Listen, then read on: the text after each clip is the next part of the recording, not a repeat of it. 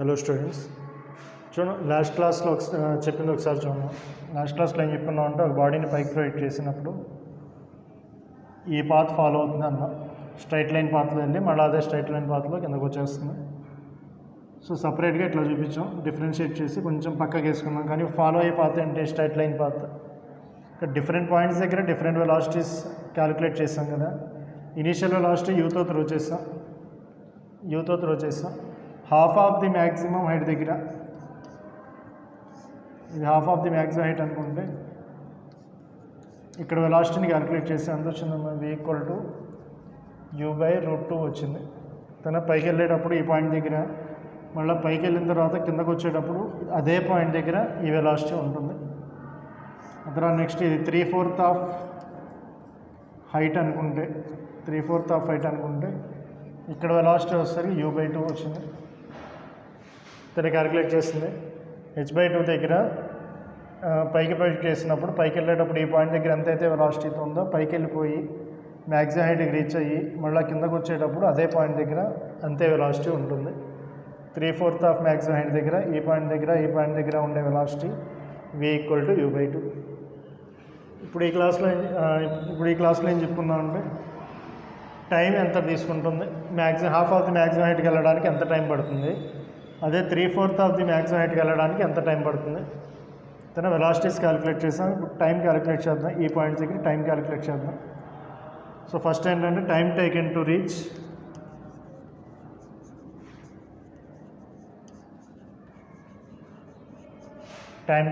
Reach half of the maximum height.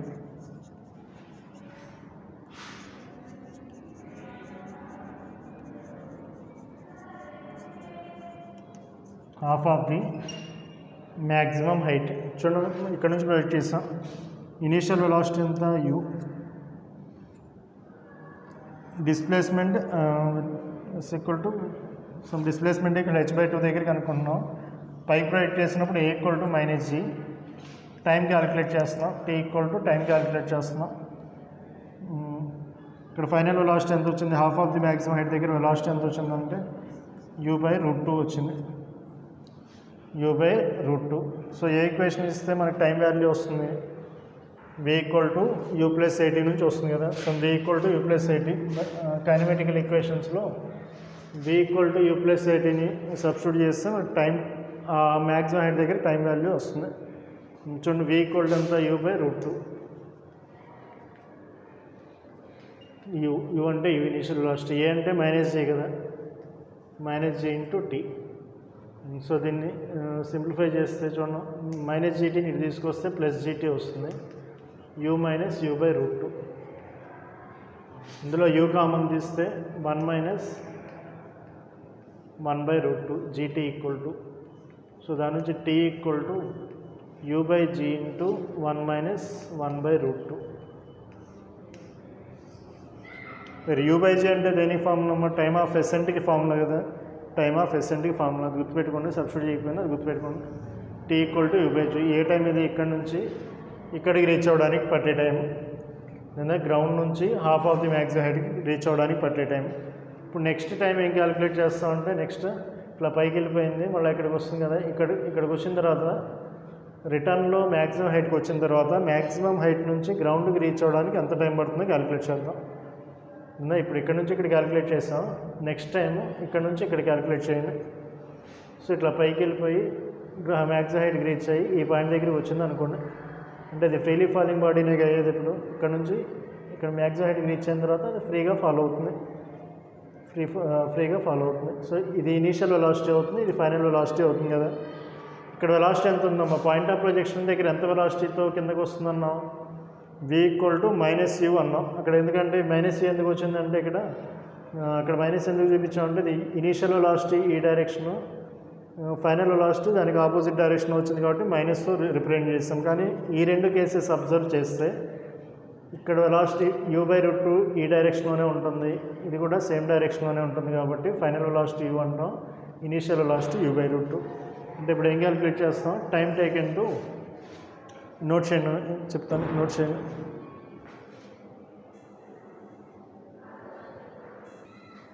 చూడండి, ఇప్పుడు next time calculate చేస్తాం. Time taken to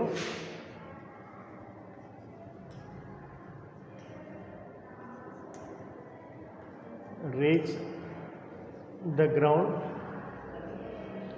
from half of maximum height. Maximum height నుంచి కిందకి రావడం. So ఈ పాత్ ఫాలో అవుతుంది కాబట్టి ఇక్కడ ఇనీషియల్ వెలాసిటీ u/√2 వస్తుంది. v = u తీసుకోవాలి. a = డౌన్వర్డ్ డైరెక్షన్లో వస్తుంది కాబట్టి g తీసుకుంటున్నాం. టైం క్యాలిక్యులేట్ చేయాలి. సేమ్ v = u + at ఫార్ములాలో సబ్స్టిట్యూట్ చేస్తే v = ఎంత u, uv = u/√2 plus g × t. So దీని నుంచి ఏమొస్తుందమ్మా, gt = u - u/√2 లేదా u కామన్ తీస్తే 1 - 1/√2 లేదా t = ఎంత అవుతుందమ్మా, u/g 1 - 1/√2. సేమ్ ఫార్ములా కదా. కానీ ఇక్కడ ఏ ఫార్ములా అయితే వచ్చిందో, ఎంతైతే టైం వచ్చిందో అంతే టైం వచ్చింది.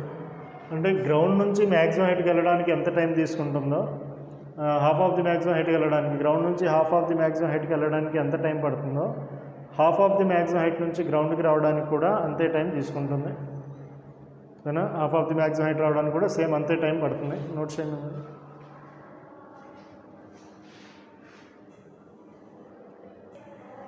చూడండి, ఈ రిజల్ట్ గుర్తుపెట్టుకోండి. అంత h/2 వెళ్ళడానికి ఎంత టైం పట్టింది, h/2 వెళ్ళడానికి u/g × 1 - 1/√2. h/2 నుంచి గ్రౌండ్కి రావడానికి కూడా సేమ్ అంత టైం తీసుకుంది.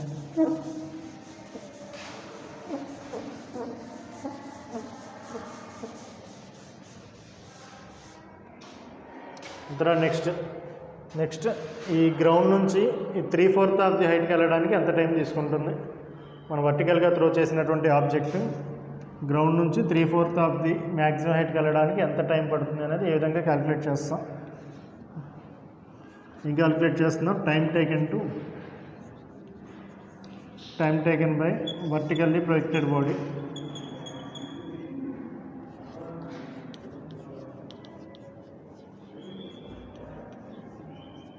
Time taken by vertically projected body to reach 3/4 of maximum height from ground. From ground నుంచి 3/4 ఆఫ్ ది మ్యాక్సిమం హైట్కి వెళ్ళడానికి ఎంత టైం పడుతుంది అంటే, ఇక్కడ నుంచి స్టార్ట్ అయింది కాబట్టి ఇక్కడ ఉన్నటువంటి velocity initial velocity u. 3/4 of maximum height దగ్గర ఎంత వెలాసిటీ ఉంటుంది, u/2 ఉంటుందని చెప్పి ప్రూవ్ చేశాను నేను. u/2 ఉంటుంది. సో టైం క్యాలిక్యులేట్ చేస్తున్నాం. అప్వర్డ్ డైరెక్షన్ త్రో చేసాం కాబట్టి యాక్సలరేషన్ -g. టైం క్యాలిక్యులేట్ చేయండి. టైంని క్యాలిక్యులేట్ చేస్తున్నాం.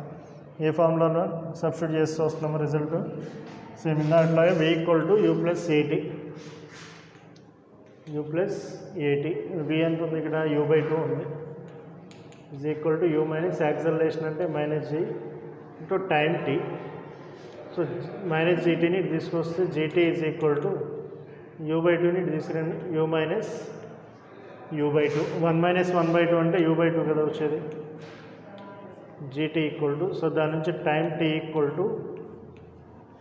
u/2g. ఎక్కడికి వెళ్ళడానికి మీ టైము, ఇక్కడ నుంచి 3/4 ఆఫ్ ది మ్యాక్సిమం హైట్కి వెళ్ళడానికి పట్టే time.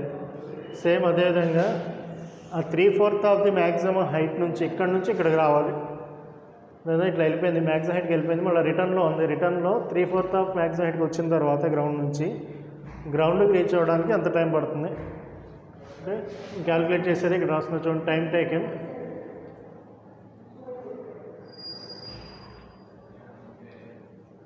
To reach the ground from 3/4 of maximum height.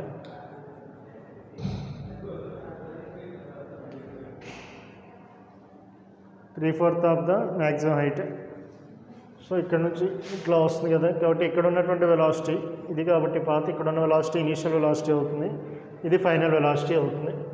అంటే ఇనీషియల్ వెలాసిటీ u = u/2 అవుతుంది, ఫైనల్ వెలాసిటీ v = u అవుతుంది. అది డౌన్వర్డ్ మోషన్ కదా, డౌన్వర్డ్ మోషన్లో యాక్సలరేషన్ +g అవుతుంది. టైం క్యాలిక్యులేట్ చేస్తున్నాం, టైం క్యాలిక్యులేట్ చేస్తున్నాం. సో ఈ ఫామ్ నుంచి v = u + at.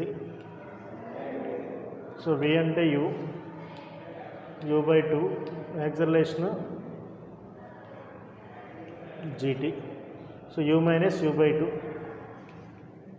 is equal to gt or gt equal to u minus u/2 అంటే 1 minus 1/2. 1 minus 1/2 అంటే ఎంతమో 1/2 అంటే u/2. సో దాని నుంచి t ఈక్వల్ టు ఎంత వచ్చింది u/2g. సేమ్ రిజల్ట్ వస్తుంది. దాని ఇక్కడ t ఈక్వల్ టు u/2g వచ్చింది, ఇక్కడ కూడా t ఈక్వల్ టు u/2g. అంటే గ్రౌండ్ సర్ఫేస్ నుంచి ఈ పర్టికులర్ పాయింట్కి రీచ్ అవ్వడానికి ఎంత టైం తీసుకుందో అదే పాయింట్ నుంచి గ్రౌండ్కి రావడానికి కూడా అంతే టైం తీసుకుంటుంది, సేమ్ టైం తీసుకుంటుంది. సో ఇట్లా రెండు రిజల్ట్స్ ప్రూవ్ చేసాం. Then half of the maximum height, ground నుంచి హాఫ్ ఆఫ్ ది మ్యాక్సిమం హైట్కి వెళ్ళడానికి పట్టే time is equal to half of the maximum height నుంచి గ్రౌండ్కి రావడానికి పట్టే టైంకి ఈక్వల్. అదే 3/4 ఆఫ్ ది మ్యాక్సిమం హైట్కి వెళ్ళడానికి పట్టే టైం ఈజ్ ఈక్వల్ టు 3/4 నుంచి గ్రౌండ్కి రావడానికి పట్టే టైం ఈక్వల్. సో దీని నుంచి ఏం చెప్పొచ్చు అంటే ఏ పర్టికులర్ పాయింట్కి వెళ్ళాలన్నా కూడా ఎంత టైం తీసుకుంటుందో ఆ పర్టికులర్ పాయింట్ నుంచి గ్రౌండ్కి రావడానికి కూడా అంతే టైం తీసుకుంటుంది. దాని ఇక్కడ మనం 2 పాయింట్స్ తీసుకున్నాం. సిమిలర్లీ ఏం రాయొచ్చు అంటే ఏ పాయింట్ తీసుకున్నా, ఈ పాత్లో మనం ఏ పాయింట్ తీసుకున్నా కూడా ఆ పాయింట్కి వెళ్ళడానికి ఎంత టైం తీసుకుంటుందో అదే పాయింట్ నుంచి గ్రౌండ్కి రావడానికి కూడా అంతే టైం తీసుకుంటుంది. మనం time of ascent is equal to time of descent prove చేసాను చూడండి. అది మ్యాక్సిమం హైట్కి వెళ్ళి రావడానికి పట్టే టైం ఈక్వల్ టు అని. అదేవిధంగా ఏ పర్టికులర్ పాయింట్ తీసుకున్నా కూడా ఆ టైము గ్రౌండ్కి రీచ్ అవ్వడానికి పట్టే టైంకి ఈక్వల్ అవుతుంది. అది కన్క్లూజన్ రాసుకోవచ్చు. దాన్ని నోట్ చేసుకున్నాం. చూడండి, దీని నుంచి కన్క్లూజన్ ఏం రాస్తాం, కన్క్లూజన్ రాసుకోండి. ఇప్పుడు మనం చేసినటువంటి డెరివేషన్ యొక్క రిజల్ట్ ఏంటంటే ఇది conclusion.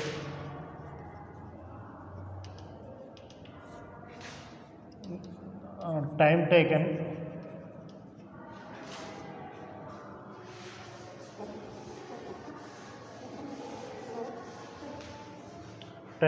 by vertically projected body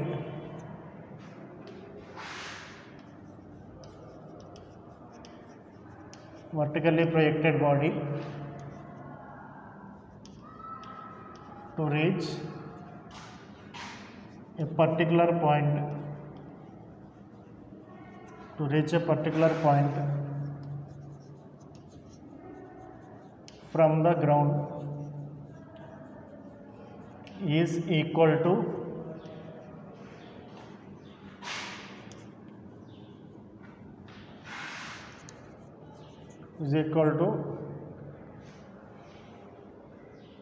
time take from the ground during upward journey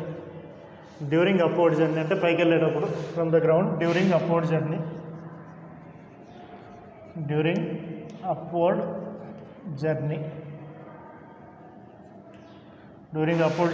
is equal to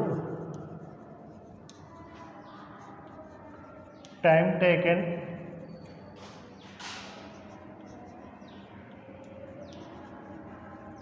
to reach the ground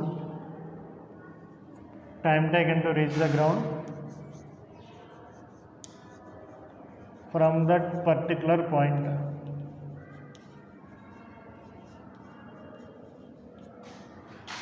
During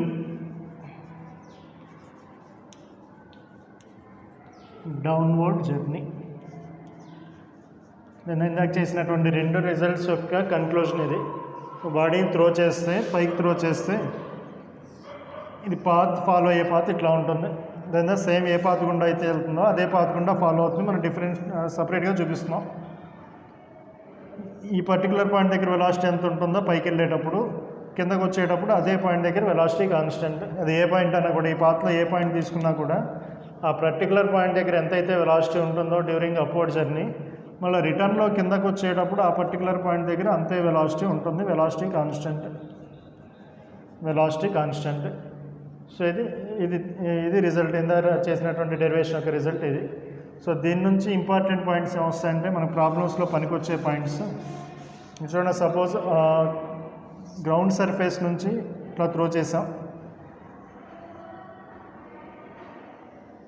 1 సెకండ్లో ఇంత డిస్టెన్స్ ట్రావెల్ చేసింది అనుకోండి. 1 సెకండ్లో పైకి త్రో చేసిన తర్వాత 1 సెకండ్లో ఇంత డిస్టెన్స్ ట్రావెల్ చేసింది.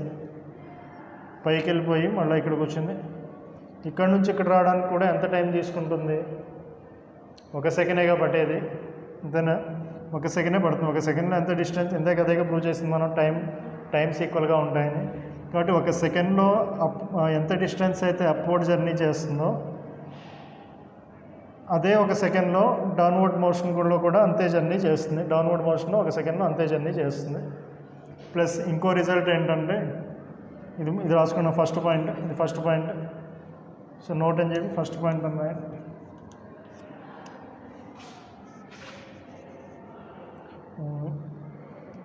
ఏంటంటే distance covered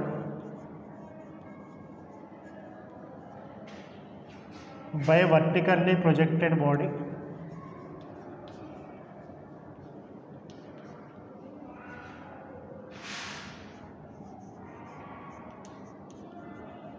in 1 second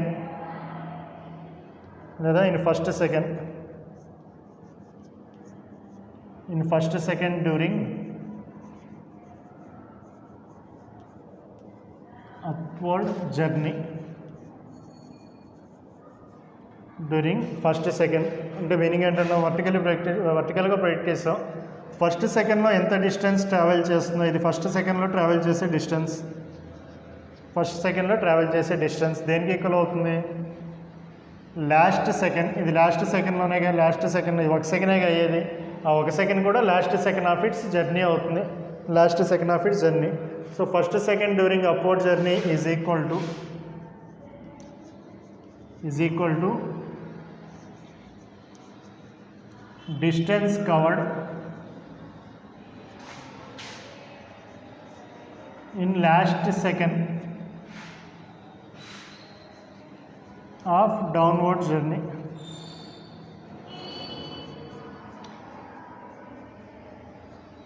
last second of downward journey అనొచ్చు, లేదా last second of its motion. దాని లాస్ట్ సెకండ్లో ఎంత డిస్టెన్స్ కవర్ చేస్తుందో ఫస్ట్ సెకండ్లో ఆ డిస్టెన్సెస్ ఈక్వల్. దాన్ని ఒక బాడీ వర్టికల్గా బ్రేక్ చేస్తాం. ఫస్ట్ సెకండ్లో ఎంత డిస్టెన్స్ కవర్ చేస్తుందో లాస్ట్ సెకండ్లో కూడా అంతే డిస్టెన్స్ కవర్ చేస్తుంది. సపోజ్ మన ప్రాబ్లం ఇట్లా ఇచ్చాడు, ఒక బాడీని కొంత వెలాసిటీతో త్రో చేసాం. సో యూ అనే వెలాసిటీతో త్రో చేసాం. So find distance travelled in the last second అన్నాడు. Find the distance travelled in last second.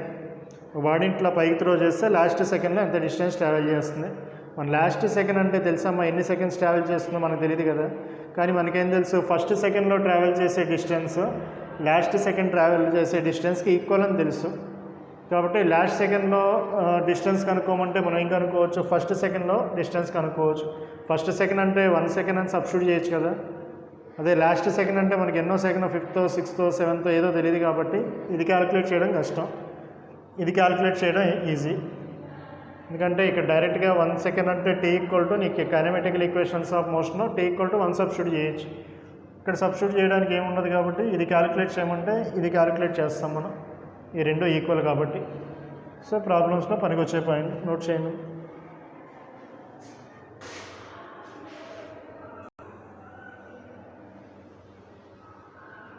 Next ఈ పాయింట్ నోట్ చేసిన తర్వాత second point.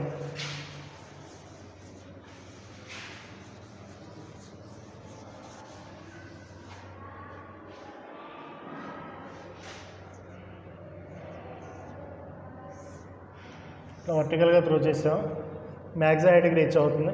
So max హైట్కి reach అయ్యే టైంలో లాస్ట్ సెకండ్లో, సపోజ్ లాస్ట్ సెకండ్లో ఇది ట్రావెల్ చేసిన డిస్టెన్స్ ఇది. ఈ డిస్టెన్స్ ఏమవుతుంది, దేనికి ఈక్వల్ అవుతుందంటే ఫస్ట్ సెకండ్లో డౌన్వర్డ్ మోషన్లో ఫస్ట్ సెకండ్లో అది ట్రావెల్ చేసిన డిస్టెన్స్కి ఈక్వల్ అవుతుంది. దొరుకుతుందా? లాస్ట్ సెకండ్లో అంటే బాడీ ప్రొజెక్ట్ చేసినటువంటి బాడీ లాస్ట్ సెకండ్లో ఎంత డిస్టెన్స్ అయితే కవర్ చేస్తుందో during upward journey, first second of its downward జర్నీకి ఈక్వల్. లేదా ఇందాక రాసుకున్నాం చూడండి, ఇందాక వచ్చినటువంటి రిజల్ట్స్ యొక్క conclusion. Second point, distance covered by vertically projected body in last second of its upward journey is equal to distance covered in first second of its downward జర్నీకి equal. నేను ఆ పాయింట్ కూడా నోట్ చేసుకోండి.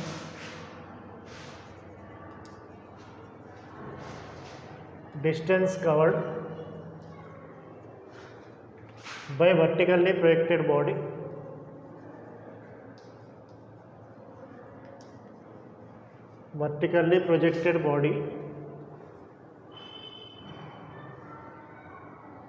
during last second of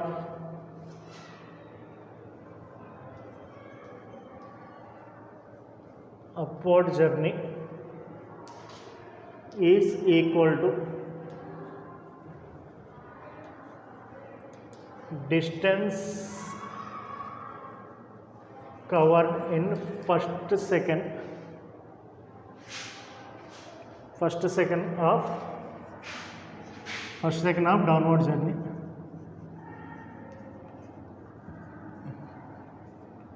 అర్థం చేసుకున్నాం. దీని మీద problem చెప్తాను, ప్రాబ్లం చెప్తే ఇంకా క్లియర్గా ఉంటుంది, నోట్ చేసుకోండి.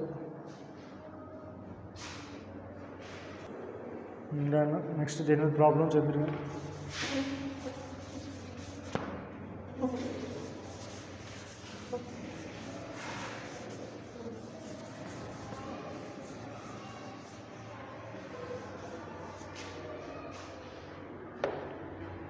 First problem, example. The body is projected with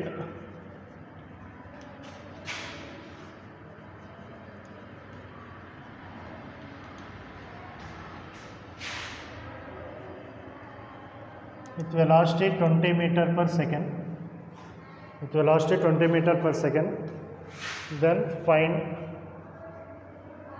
first point. Then find distance covered in last second of upward journey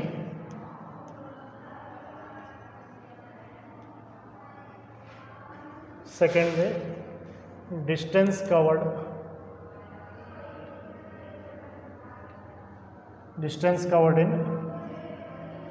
in last second of downward journey.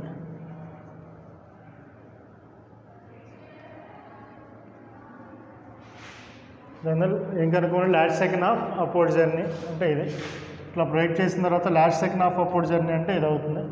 మనకేం తెలుసు, లాస్ట్ సెకండ్ అంటే అది ఎంత డిస్టెన్స్ ట్రావెల్ చేస్తుందో తెలుసా? మనకి ఎన్ని సెకండ్స్ ట్రావెల్ చేస్తుందో తెలియదు కదా. లాస్ట్ సెకండ్ అంటే అది ఎన్నో సెకండో మనకు తెలియదు, కానీ ఇది దేనికి ఈక్వల్ అవుతుందో తెలుసు. ఇట్లా బ్రేక్ చేసిన తర్వాత distance covered in last second is equal to distance covered in first second of downward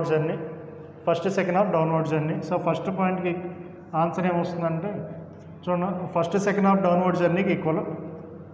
distance covered in last second is equal to distance covered in first సెకండ్కి ఈక్వల్. సో ఇది కనుక్కుంటాం మనం, ఇది క్యాలిక్యులేట్ చేస్తే వస్తుంది. So పైన ఇక్కడ ఎంత వెలాసిటీతో స్టార్ట్ అవుతుంది, పైనుంచి కిందకు వచ్చేటప్పుడు మ్యాక్సిమం హైట్ నుంచి కిందకు వచ్చేటప్పుడు ఇనీషియల్ వెలాసిటీ ఎంత ఉంటుంది? 0. ఫస్ట్ సెకండ్ అంటున్నాం కాబట్టి T ఈక్వల్ టు 1 రాస్తాం. T equal to 1. So distance కావాలి కాబట్టి ఫార్ములా ఏంటి? S equal to UT plus ½ AT square. Acceleration downward direction ఎంత? G ఉంటుంది. సో ఈ ఈక్వేషన్లో సబ్స్టిట్యూట్ చేస్తే S equal to 0 plus 1/2 into G into 1 square. G value ఎంతమ్మా? G వాల్యూ 10 తీసుకోండి. G value 10 metre per second square. So కాబట్టి S equal to ఎంత అవుతుంది? G/2 అంటే 10/2 దట్ ఈక్వల్ టు 5 మీటర్స్ అవుతుంది. అంతేనా? 5 metres. Then the last second of upward journey is equal to first second of downward జర్నీకి equal కాబట్టి మనం డైరెక్ట్గా T ఈక్వల్ టు 1 సబ్స్టిట్యూట్ చేసి డిస్టెన్స్ని క్యాలిక్యులేట్ చేయొచ్చు. అదే సెకండ్ పాయింట్ చూస్తే సెకండ్ పాయింట్లో ఏమడిగాడు చూడండి, distance covered in last second of downward journey. Last second అంటే ఇక్కడికి వెళ్ళి లాస్ట్ సెకండ్లో ఎక్కడ పడుతుంది? గ్రౌండ్కే రీచ్ అవుతుంది. సో ఇట్లా కిందకి వచ్చి గ్రౌండ్కే రీచ్ అవుతుంది. సో ఇది లాస్ట్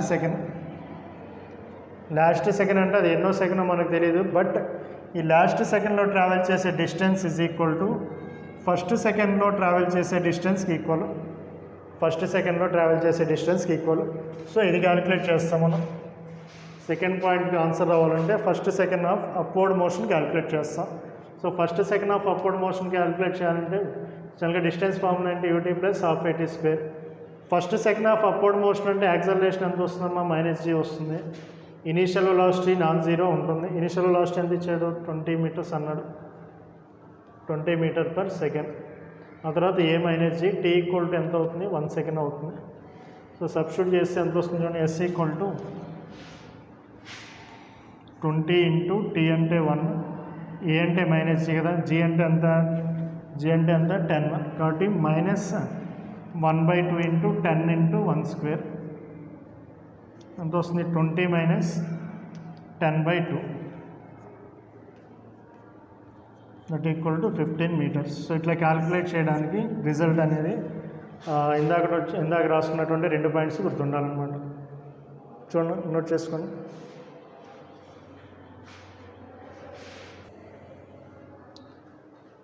చూడండి, ఈరోజు చెప్పిన క్లాస్లో ఆ 2 పాయింట్స్ ప్రాబ్లమ్స్లో పనికొచ్చాయి, ఇంపార్టెంట్ పాయింట్స్. ఇంతవరకు ప్రాక్టీస్ చేయండి. నెక్స్ట్ వేరే టాపిక్ నెక్స్ట్ క్లాస్లో చూద్దాం. ఓకే.